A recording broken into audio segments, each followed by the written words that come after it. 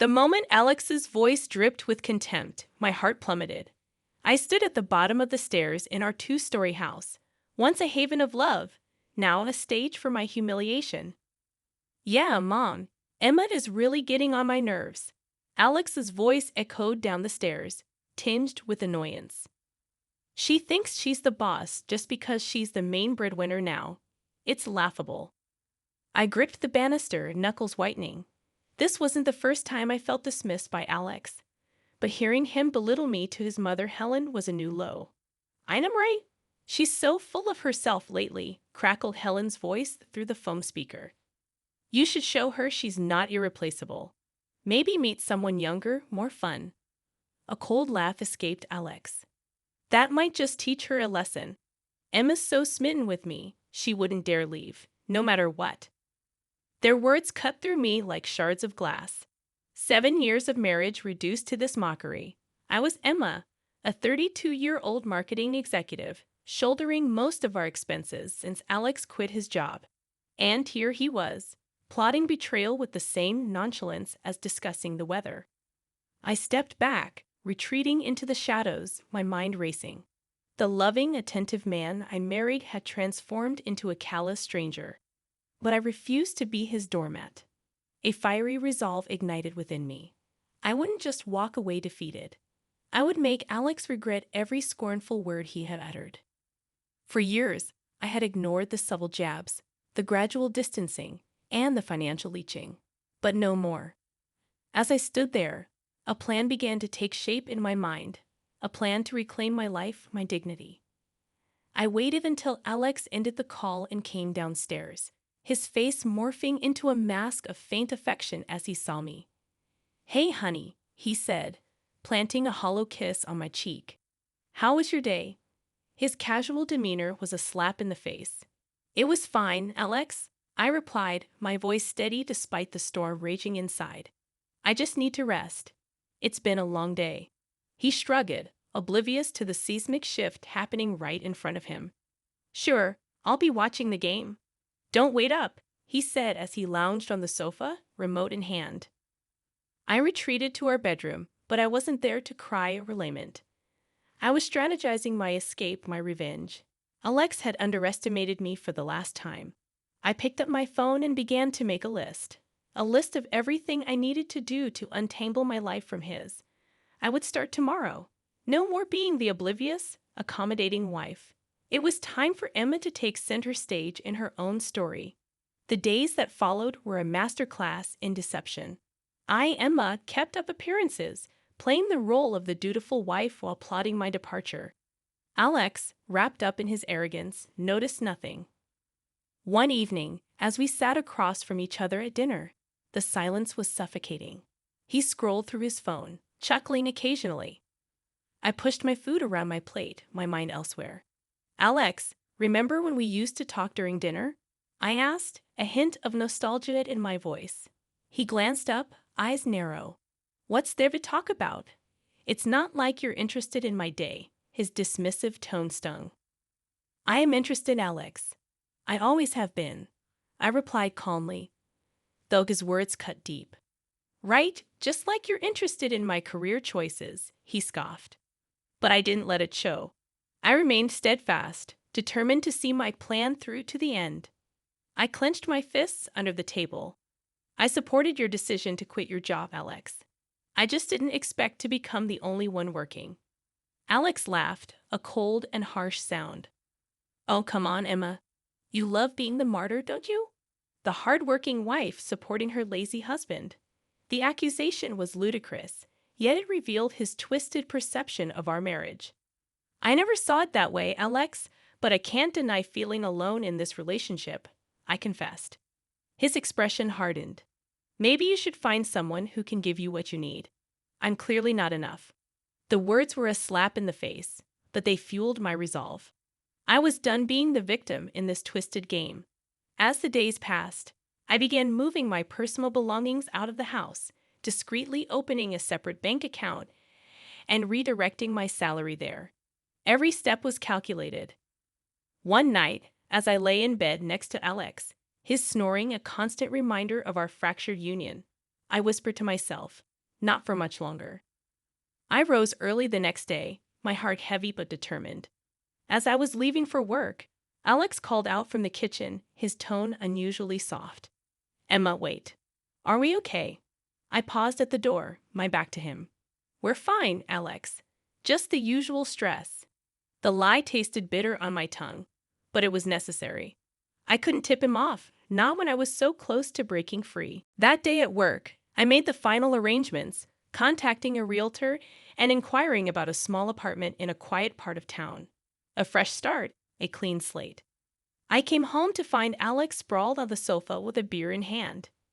You're late, he remarked, his tone accusatory.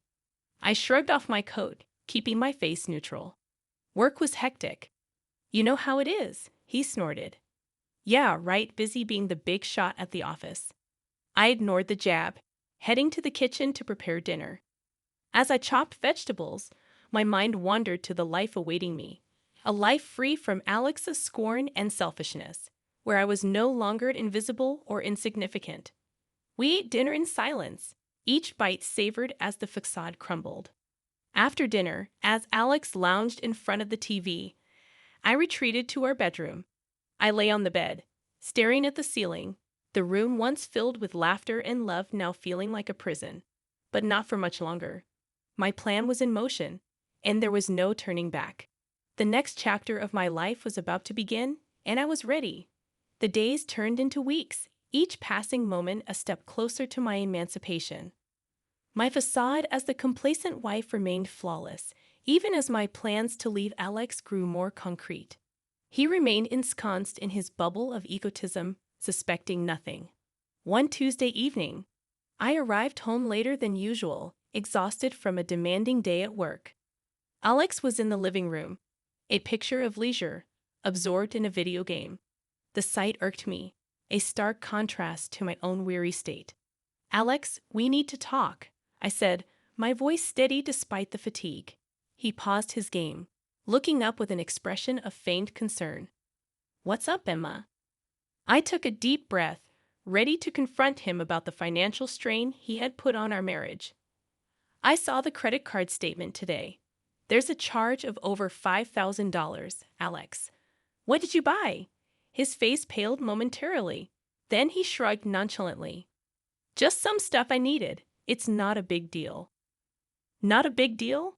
My voice rose in disbelief. Alex, you used my credit card without asking, and for such an amount. He rolled his eyes, dismissing my anger. Come on, Emma, it's not like we can't afford it. Besides, I'm your husband. What's yours is mine, right? The audacity of his words left me speechless. This was not just disrespect, it was outright theft. My patience, already hanging by a thread, snapped. This is unacceptable, Alex, I exclaimed, my voice echoing through the room. You can't just use my money without my consent. This is financial abuse. Alex stood up, his demeanor shifting from dismissive to aggressive. Oh, so now I'm an abuser? Great. I can't even buy a few things without getting lectured. You're so controlling, Emma. His attempt to turn the tables on me was pathetic. Controlling? I'm trying to have a responsible conversation about our finances, which you seem to have no respect for, I shot back. He scoffed, crossing his arms. You know what, Emma? I don't need this. I'm going out. With that, he grabbed his jacket and stormed out, leaving me alone in the midst of our shattered illusion of a happy marriage. I sank onto the couch, my mind racing. This confrontation was the last straw.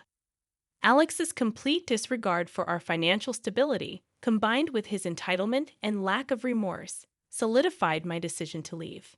But it wasn't enough to just walk away. Alex needed to learn a lesson, to understand the consequences of his actions. My plan for revenge began to take a more defined shape over the next few days. I'd acted as if nothing had happened, while internally, I was a whirlwind of activity. I documented all instances of Alex's financial irresponsibility, gathering evidence for the impending legal battle. Meanwhile, Alex continued his charade of normalcy, oblivious to the storm brewing. He returned to his lazy routines, occasionally throwing a snide comment my way. but I was no longer the Emma who took his insults lying down. With each passing day, my resolve grew stronger. I was ready to reclaim my life and teach Alex a lesson he would never forget.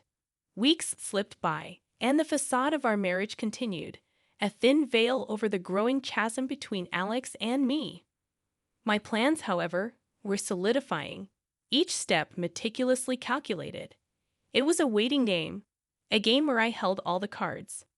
Determined to win back control, I found Alex lounging on the couch one lazy Sunday afternoon, his attention fixed on a football match. With rehearsed casualness, I approached him, suggesting, "Alex, have you thought about looking for a job? It might help with our finances." His barely interested response stung, but I pressed on, emphasizing the importance of contribution and teamwork.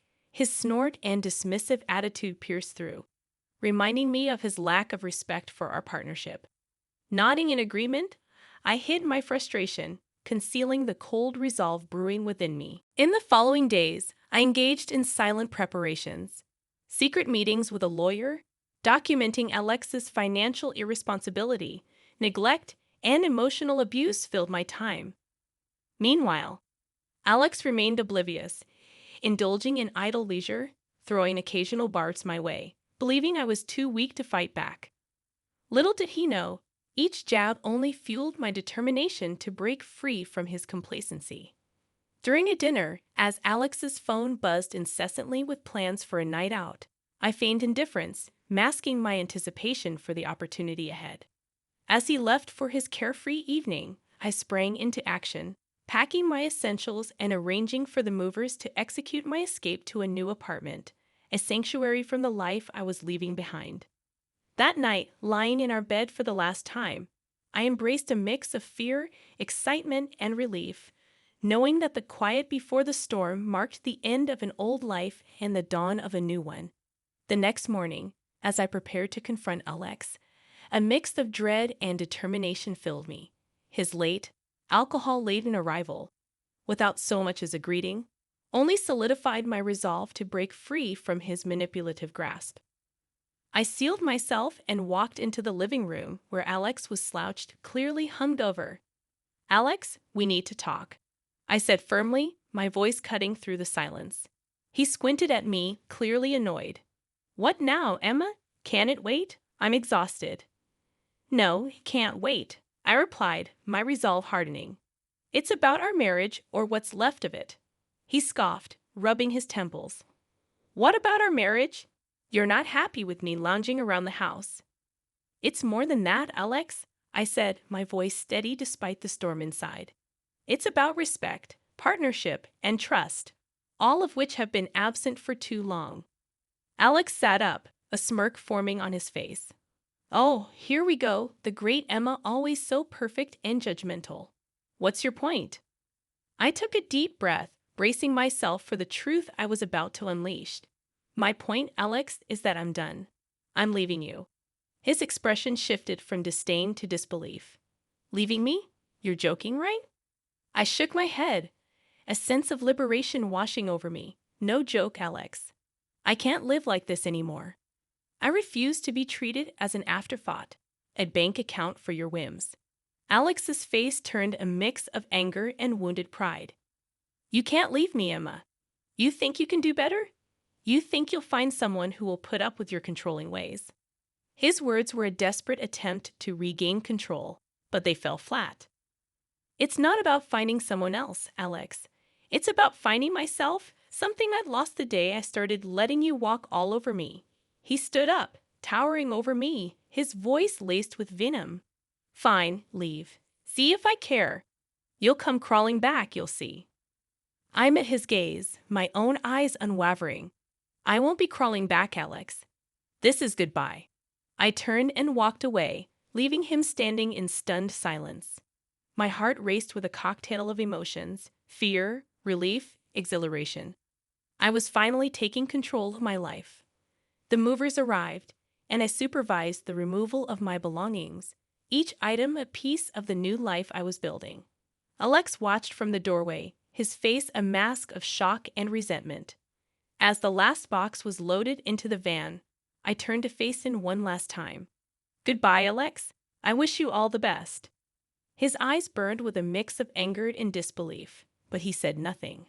I climbed into the van, not looking back as we drove away from the house, the life, and the man I was leaving behind.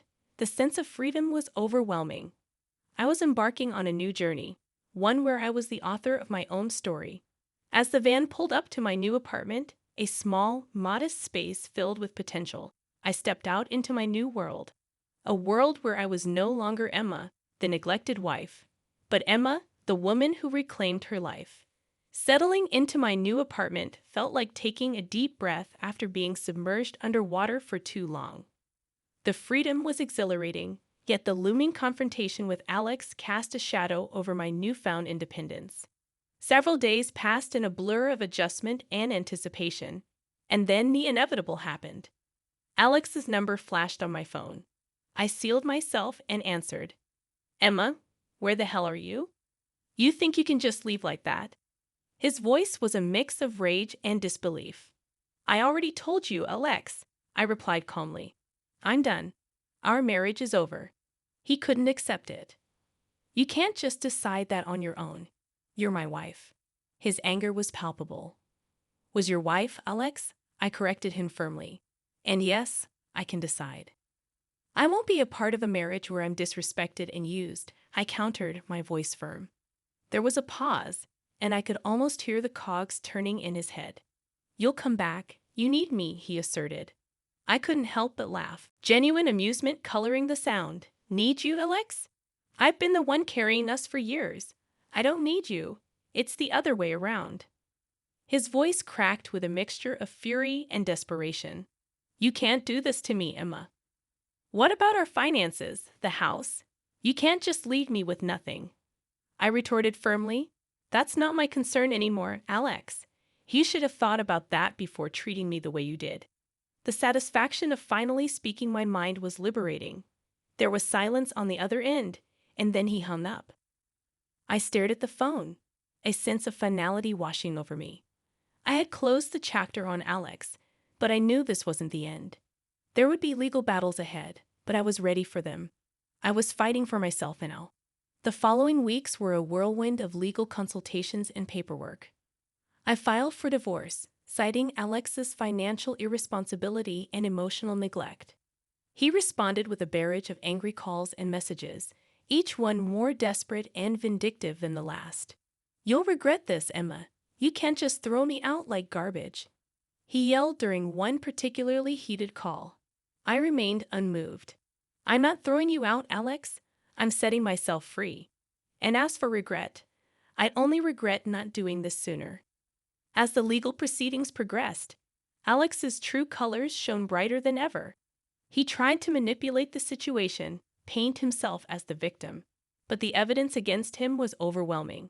The day of the final hearing arrived, and I stood in the courtroom, a mix of nerves and determination. Alex was there, his face a mask of defiance and resentment.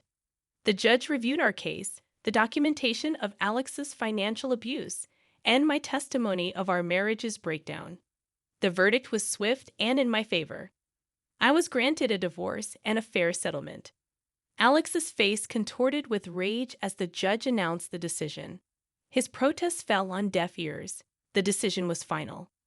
I walked out of that courtroom feeling lighter than I had in years. I had won, not just the case, but my freedom.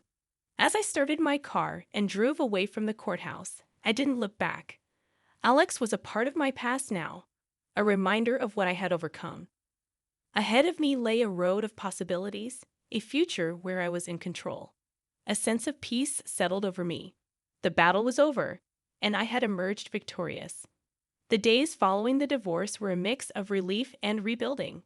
I, Emma, had stood up for myself in a way I never thought possible. Yet the echoes of my broken marriage with Alex lingered, a reminder of the battles I had fought. I was settling into my new life, embracing the peace that came with it when my phone rang one evening. The screen flashed Alex's name, a ghost from the past I thought I had left behind. Reluctantly, I answered. Alex, why are you calling? His voice came through, laced with bitterness. You think you can just take everything from me and walk away, Emma? You've ruined my life. I took a deep breath, keeping my composure. Alex, the court made its decision. It's time for both of us to move on. He scoffed. Move on? How can I move on when you've left me with nothing? I'm struggling to make ends meet because of you. The accusation was absurd, yet it didn't surprise me. You're responsible for your own situation, Alex. I simply stopped enabling your behavior. My voice rose, tinged with desperation and anger. You owe me, Emma. After everything I did for you, you owe me. Alex's voice came through, laced with bitterness. I felt a twinge of anger but kept it at bay. You did nothing but take me for granted, Alex. I don't owe you anything, I retorted firmly. There was a pause. Then his voice came through quieter but still venomous.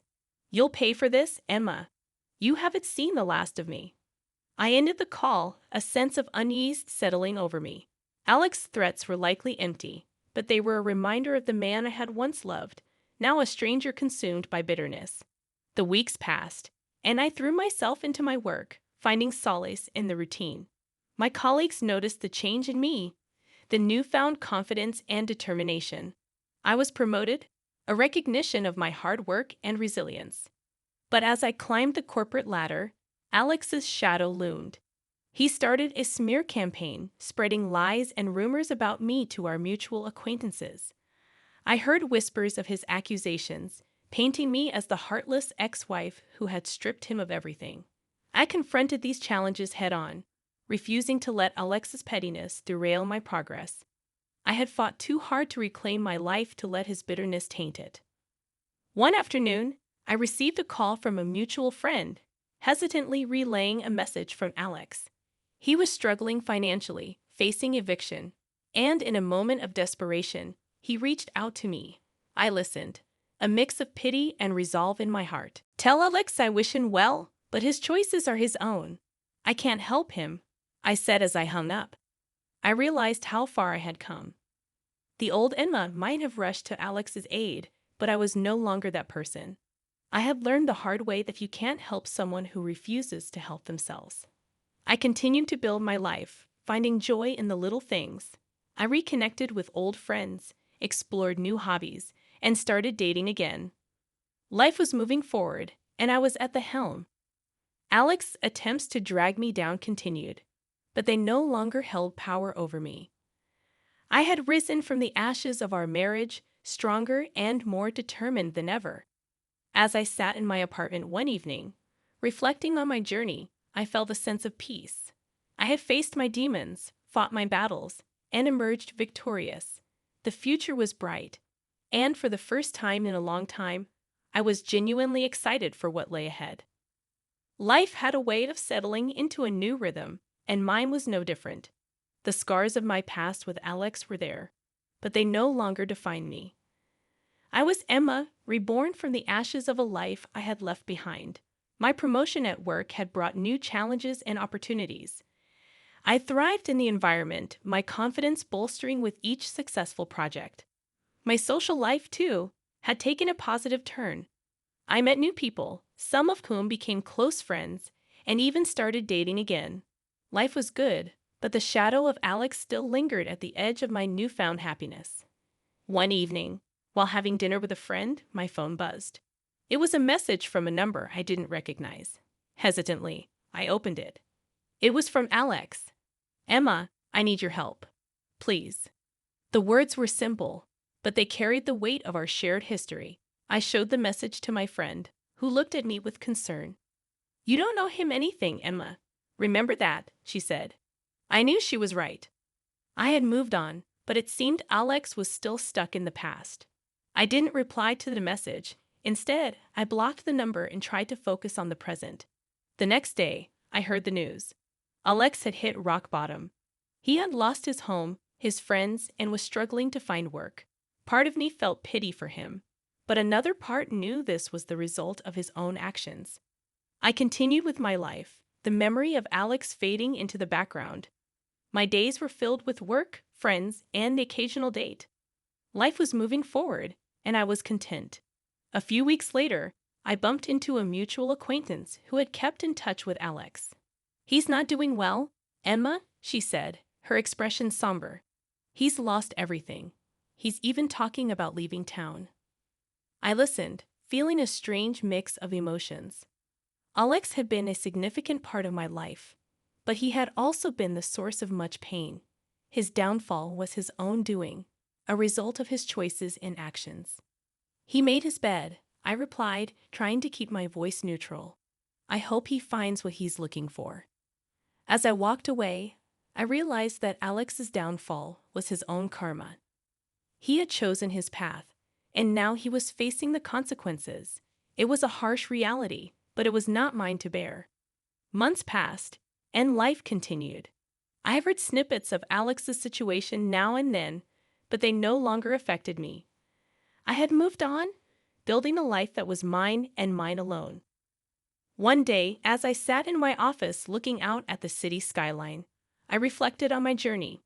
I had faced adversity, fought for my dignity, and emerged stronger. I had learned to stand up for myself, to demand respect, and to walk away from toxicity. I had also learned to forgive, not for the sake of those who had wronged me, but for my own peace. Holding on to anger and resentment only weighed me down. I had let go, and in doing so, I had found freedom. As the sun set, casting a warm glow over the city, I smiled. I was happy, truly happy. My past with Alex was just that, the past. Ahead of me lay a future full of possibilities, a future I was ready to embrace.